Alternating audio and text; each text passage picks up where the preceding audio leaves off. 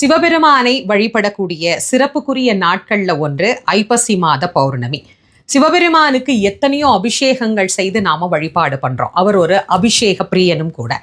ஆனா வருடத்திற்கு ஒரு முறை மட்டும்தான் அவருக்கு இந்த அன்னாபிஷேகம் அப்படிங்கிறது நடைபெறுகிறது.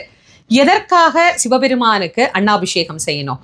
இந்த உலக உயிர்கள் அனைத்துமே கலி உலகத்துல அன்னத்தை தான் ஆதாரமாக நம்பி வாழ்ந்து கொண்டிருக்கிறது.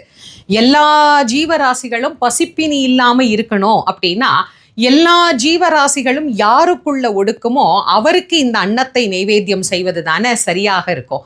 அதனாலதான் நம்முடைய முன்னோர்கள் அனைத்து ஜீவராசிகளுக்கும் நாயகனாக விளங்கக்கூடிய பரபிரம்மமாக இருக்கின்ற சிவபெருமானுக்கு அன்னாபிஷேகம் செய்து உயிர்கள் அனைத்தும் அன்னக்குறை இல்லாம இருக்கணும் அப்படின்னு பிரார்த்தனை செய்து கொண்ட நாளே இந்த ஐப்பசி மாத பௌர்ணமி திருநாளாகும். உங்க வீட்டுக்கு பக்கத்துல சிவன் கோயில் இருக்குன்னா முதல் நாளே போய் சிவபெருமானுக்குரிய அன்னாபிஷேகத்துக்கு அரிசி வாங்கி கொடுத்துட்டு வரலாம்.